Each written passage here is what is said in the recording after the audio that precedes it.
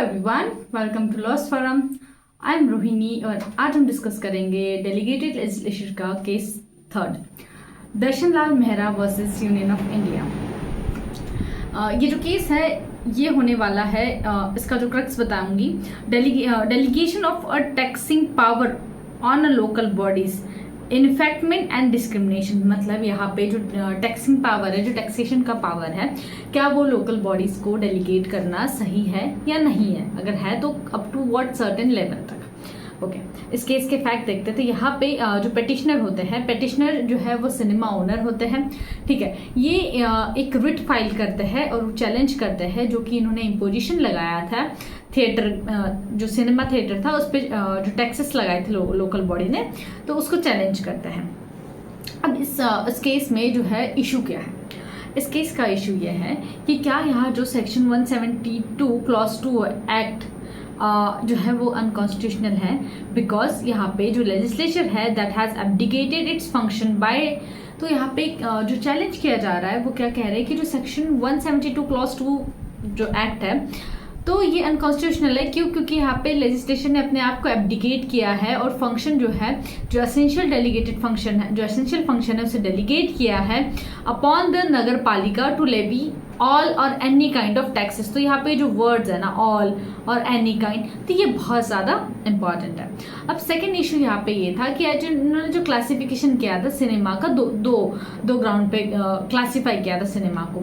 तो उन्होंने बोला ये जो क्लासिफिकेशन करना सिनेमा का किस ग्राउंड पे, ऑन द अमाउंट ऑफ जो कि एनुअल रेंटल वैल्यू क्या है उसकी, तो क्या ये सही है, आर्बिट्री है, और क्या ये वायलेशन है आर्टिकल 14 का। तो यहाँ पे इस केस में ये दो इशू बनते हैं। आगे देखते हैं रैशनल क्या रहा इस केस का। तो कोर्ट ने डिसएग्री किया विद द पेटिशनर। तो कोर्ट ने बोला जो पेटिशनर साहब आप जो कंटेंट कर रहे हैं 172 क्लॉज 2 में कि जो टैक्सेस है वो लेवी कर सकती है, taxes levied only for the implementing purpose. तो यहाँ पे जो महापालिका थी, नगर पालिका, महापालिका प्रोवाइडेड अ स्पेशल सिविक। तो यहाँ पे दो तरह के थिएटर थे, ए एंड बी। अब यहाँ पे क्या था, लेट्स से ए जो है ये बड़ा ही नॉर्मल सा था, और सेकंड यहाँ पे लेट्स से बहुत सारी यहाँ पे फैसिलिटीज प्रोवाइड थी सेकंड वाले इसमें। तो कोर्ट ने कहा यहाँ पे कि यहाँ पे जो नगर पालिका है ये प्रोवाइड भी तो कर रही है आपको एकदम सिविक और जो फैसिलिटीज होती है, ठीक है, जो जहाँ पे सिनेमा है। तो उन्होंने कहा यहाँ पे जो टैक्स जो है वो कंडक्ट जो कर रहे हैं, जो टैक्स ले रहे हैं आपसे, वो रीजनेबल है और कोई यहाँ पे आर्बिट्रीनेस तो है ही नहीं। और उन्होंने बोला ये जो एनुअल रेंटल वैल्यू के बेसिस पे इन्होंने जो क्लासीफाई किया है ना, तो ये जो एनुअल रेंटल वैल्यू ये बताती है, ये क्वालिटी को बताती है, ठीक है। ये इंडिकेट करती है आपका जो अकोमोडेशन जहाँ पर है, क्वालिटी, लोकेलिटी, इन सब चीज़ों को जो है वो इंडिकेट करती है।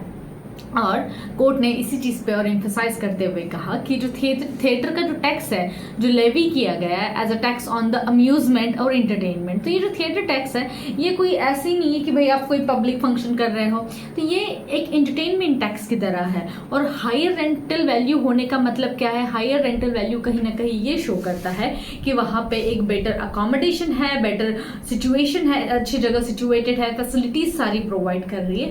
तो इसीलिए जो है टैक्स भी अगर थोड़ा ज्यादा हो रहा है, क्यों? क्योंकि जो है नगर पालिका, महापालिका आपको ये फैसिलिटी प्रोवाइड कर रही है। एंड देयरफॉर कोर्ट ने कहा है that there is nothing unreasonable. तो इसमें कुछ भी ऐसा अनरीजनेबल, इम्प्रॉपर या आर्बिट्री नहीं था in classifying the cinema house on the basis of annual rental value. और इसी के साथ ये रिट पिटीशन जो है वो डिसमिस कर दी। आई होप ये छोटा सा केस था आपको समझ में आया होगा अच्छे से। Thank you so much.